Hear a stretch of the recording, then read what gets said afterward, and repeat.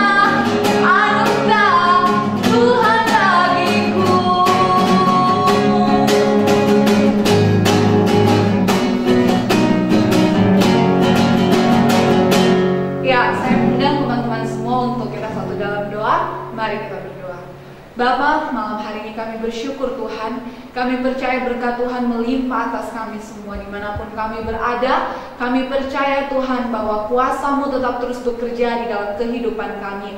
Malam hari ini Tuhan, kami akan sharing-sharing bersama Tuhan, bagaimana kami hidup harus menjadi berkat, bagaimana kami hidup harus menjadi garam dan terang-Mu Tuhan, sehingga Tuhan dimanapun kehidupan kami berada, kami dapat Tuhan menyaksikan Engkau dalam setiap kehidupan kami, dan setiap orang yang melihat kami Tuhan, mereka tahu bahwa Tuhan Yesus hidup di dalam kehidupan kami. Memberkati Tuhan narasumber malam hari ini Tuhan, yang akan berbincang-bincang bersama dengan kami. Biarlah segala sesuatu yang dikatakannya, biarlah semuanya berasal dari isi hati Tuhan. Terpujilah nama-Mu Bapa, memberkati semua teman-teman kami Bapa yang saat ini mendengarkan di rumah masing-masing. Biarlah Tuhan lewat ibadah online malam hari ini, teman-teman kami semua juga memperoleh berkat, dikuatkan, bahkan diberi sukacita dan damai sejahtera yang berasal daripada Tuhan. Terima kasih Bapa. Kami siap sharing malam hari ini di dalam nama Tuhan Yesus Kristus kami berdoa. Haleluya. Amin.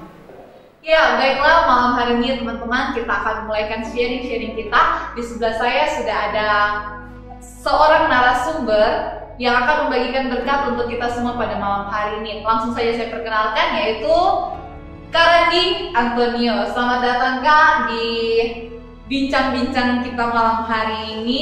Kak Randi bekerja sebagai staf bagian pembangkitan PLN Palu. Untuk itu boleh disapa teman-teman kita. Halo. Ya. Malam hari ini Pemuda GPPS Palu mengangkat sebuah tema, yaitu menjadi berkat. Nah, karena narasumber saya adalah seorang yang sudah bekerja, maka kita akan membahas bagaimana caranya menjadi berkat di tempat kerja. Nah, saya bertanya sama Kak Randi. Ya. Ya, jadi menurut Kak Randi sendiri, pengertian menjadi berkat itu seperti apa? Menjadi berkat, Ya. menurut saya berarti keberadaan hidupnya kita itu memberikan dampak yang baik di manapun kita berada. Ya. Itu pertanyaan pertama Kak. Ya. Masih ada pertanyaan kedua. Ya, jadi menjadi berkat menurut Kak Randi seperti yang sudah dijelaskan. Ya, bagaimana teman-teman bisa berdampak di lingkungan tempat tinggal, keluarga, atau di lingkungan pekerjaan, kuliah. Kemudian pertanyaan yang kedua, menurut Kak Randi sendiri, bagaimana sih cara kita menjadi berkat gitu, apalagi di tempat pekerjaan kita? Ya, kalau dari saya sih, menjadi berkat itu bagaimana kehidupan kita bisa berdampak bagi orang-orang di sekitar kita. Ya. Jadi Caranya kalau kita hidup itu kita harus bisa berbagi dengan orang-orang sekitar kita. Tentunya berbagi ini bukan cuma soal tentang materi, tapi bisa juga tentang perhatian, bisa juga dalam banyak hal. Yang utama tujuannya itu kita bisa memberikan dampak kembali ke orang ya. Oke, jadi caranya kembali lagi. Yang saya tangkap dari Kak Randi bilang itu mungkin memberi ya, bukan dalam hal finansial, tapi perhatian juga ya, bisa jadi berkat buat orang di sekitar kita ya. Ya, ada lagi satu pertanyaan buat Kak Randi. Sudah berapa tahun bekerja Kak? Boleh tahu? Kurang lebih 7 tahun. Kurang lebih 7 tahun. Nah, dalam instansi tempat Kak Randi bekerja kan tidak semuanya itu orang-orang yang seiman. Iya. Nah, di situ kan pasti akan menemukan tantangan gitu kan. Nah, pertanyaan saya, pernah tidak selama 7 tahun ini gagal dalam hal mempertahankan hidup dalam kebenaran di dunia pekerjaan? Boleh bagi-bagi ceritanya sedikit saya? Iya, jadi selama bekerja ya. Selama bekerja itu kita semua pasti ada di lingkungan orang-orang yang tidak semua seiman dengan seiman, kita, ya. Terus tidak semua orang-orang yang bisa dibilang jujur, tidak semua. Nah, jadi tantangannya buat kita buat saya sendiri yang yang ingin memperhatikan rohanian. Ya. Jadi kadang-kadang kita diajak untuk tidak jujur karena pandangan mereka bahwa kita itu semua sama pasti. Pemikiran kita ingin berhasil dalam pekerjaan walaupun tidak jujur. Nah, seperti itu. Kita tidak ingin disalahkan, kita rela untuk tidak jujur. Nah, seperti itu biasanya tantangannya, itu umumnya. Ada banyak contoh kasusnya seperti Ya. itu. Tapi karena ini belum jawab pertanyaanku. Pernah gagal tidak? Kalau gagal pernah. Pernah, ya. ya, pernah Jadi, gagal ya. Jadi cara mengatasi kegagalan bagaimana Kak? mengatasinya ya namanya kesalahan, tentunya kita sudah tidak bisa untuk kembali Iya. mengulang waktu toh. Betul. Tetapi kedepannya saya sendiri ketika melakukan hal yang tidak jujur itu hati langsung tidak enak kan, Ya, seperti itu. seperti Nah, itu. jadi Masalah juga ya, ya. seperti itu. Jadi tinggal saya biasanya berusaha untuk berkomitmen ke depan, Ya. saya tidak akan mengulangi lagi seperti ya. itu. Seperti itu. Ya, jadi karena kita berdua adalah orang yang ada dalam dunia Ya. pekerjaan, saya bisa memahami apa yang Kak Randi alami. Ya. Saya juga bekerja di sebuah instansi swasta Ya. dan saya beberapa kali mengalami hal itu. Pertama kali ya, contoh-contoh kecil di mana ketika kita melakukan kehendak Tuhan, Tuhan memberkati. Saya pernah difitnah sama teman kerja mengambil uang yang tidak seberapa. Tapi waktu itu kejadiannya saya dipanggil sama atasan, kan dipanggil, ditanya, benar tidak kamu mengambil ini, gitu kan? Terus saya jawab saya tidak mengambil. Sampai saya pulang ke rumah, atasan saya tetap telepon, jujur saja, karena waktu itu saya mungkin masih karyawan baru, jadi atasan masih meragukan kejujuran. Jadi saya bicara, saya bilang, iya benar, bukan saya tidak pernah ambil spesial uang itu. Nah, secara manusia, apalagi wanita, itu perasaannya hancur sekali ya ketika kita secara tidak langsung dituduh mencuri, gitu kan? Padahal itu kita tidak melakukannya. Nah, pembelaan Tuhan tuh nyata sekali buat saya rasakan waktu itu. Saya cuma berdoa sama Tuhan, Tuhan, saya sepertinya akan keluar dari tempat kerja ini karena hati sudah tidak karuan. Dan saya bilang, kalau Tuhan masih kehendaki saya bekerja di sini, tolong nyatakan kebenaran yang sesungguhnya. Nah, selang 2 minggu kemudian, orang yang memfitnah saya ini ternyata mereka lah yang ketahuan mengambil uang tersebut. Langsung dikeluarkan 2 orang sekaligus keluar dari tempat kerja. Nah, di situ saya mengalami bahwa ketika kita melakukan kehendak Tuhan dalam dunia kerja, pembelaan Tuhan itu betul-betul kita rasakan nyata.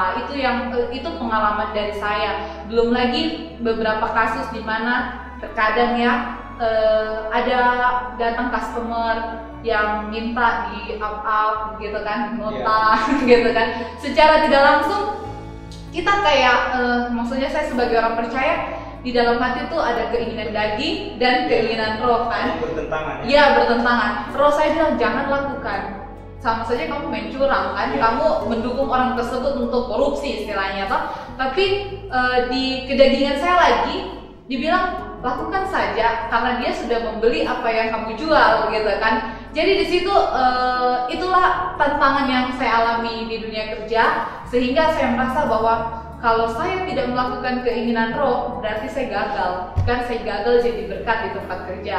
Nah, saat itu saya belajar bagaimana saya seperti yang kalian dibilang komitmen gitu kan, komitmen untuk benar-benar bagaimana saya harus taat pada kehendak Tuhan walaupun saya dalam lingkungan bukan orang-orang percaya. Nah, puji Tuhan yang saya alami sekarang dari kasus yang pertama kan saya difitnah istilahnya toh, sekarang ini justru malah seperti atasan saya tuh memberikan kepercayaan saya sampai mungkin pegang puluhan uang gitu kan, puluhan juta uang, terus transfer kemana. Jadi yang saya pikir yang dulunya saya difitnah, ternyata sekarang saya malah sebaliknya gitu kan. Tuhan mengangkat saya dari hari ke hari semakin naik dan semakin naik ya. Itu yang saya alami dari pengalaman saya kalian ya. Saya juga mau berbagi.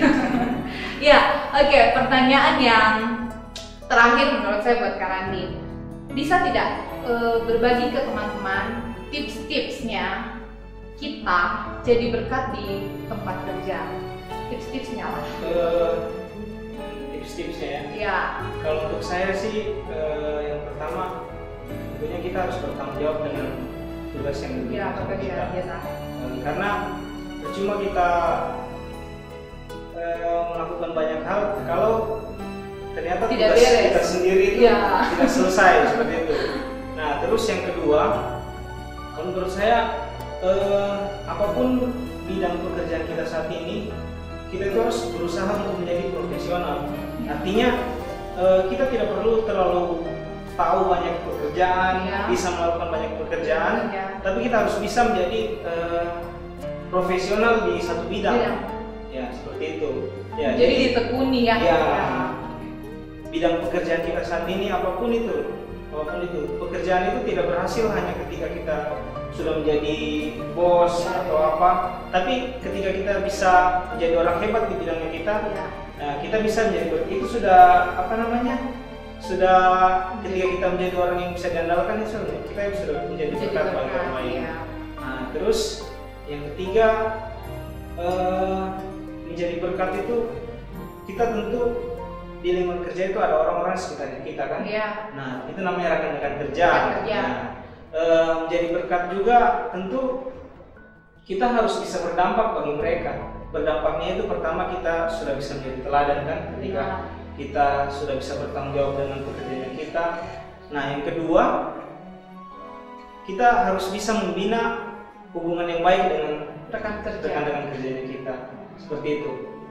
Ya, jadi itu tips-tips dan berbagi sedikit cara bagaimana ketika kita di tempat kerja jadi berkat dalam hal seperti yang Kak Radi bilang ya. Memang di tempat kerja itu kita akan menemukan orang-orang dengan karakter yang berbeda-beda. Nah, ada juga ya biasanya sering terjadi itu ada yang kadang suka cari muka, ada yang seperti itu. Terus ada juga yang menjatuhkan, ya. Terus ada lagi yang pokoknya banyak macam mereka lakukan ketika kita istilahnya jadi kesayangan atau setelah kita punya pekerjaan mulai berhasil dan dipuji oleh atasan. Terkadang banyak teman-teman rekan-rekan kerja kita yang punya karakter seperti yang sudah saya sebutkan tadi. Nah, mungkin di situ bagaimana kita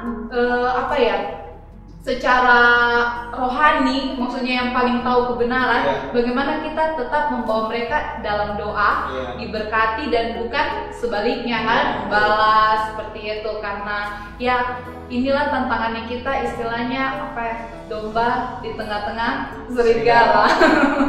Domba di tengah-tengah serigala. Ya teman-teman, jadi segala sesuatu yang terjadi di dalam kehidupan kita ini, kita tetap harus jadi berkat. Saya berbicara, kebetulan narasumber kita adalah seorang pekerja, makanya saya berbicara bagaimana menjadi berkat dalam dunia kerja. Tetapi teman-teman yang menonton, saya percaya ada yang kuliah, ada juga mungkin yang saat ini masih belum bekerja, juga belum kuliah, sementara mencari kehendak Tuhan seperti apa. Biarlah teman-teman semua bisa menjadi berkat dalam lingkungan kampus, tempat teman-teman kuliah, ataupun dalam lingkungan pergaulan teman-teman semuanya, kemudian dalam lingkungan keluarga. Dan yang paling penting, kita menjadi berkat itu bagaimana kita menunjukkan karakter Kristus itu betul-betul hidup di dalam kehidupan kita. Nah, untuk mengakhiri bincang-bincang kita malam hari ini, kita buka dalam Alkitab kita di 1 Timotius 4 ayat 12. Kita bacakan sama-sama ya. 1 Timotius 4 ayat 12. Ini pesan dari Rasul Paulus untuk Timotius. Ya, kita baca sama-sama, sudah kali. Ya, 1, 2, 3. Janganlah seorang pun menganggap engkau rendah karena engkau muda. Jadilah teladan bagi orang-orang percaya dalam perkataanmu, dalam tingkah lakumu, dalam kasihmu, dalam kesetiaanmu, dan dalam kesucianmu. Ya, jadi teman-teman, inti dari sharing bincang-bincang kita malam hari ini, bagaimana kita sebagai anak muda jadi berkat dimanapun kita berada. Kita menunjukkan bahwa karakter Kristus itu benar-benar hidup di dalam kehidupannya kita.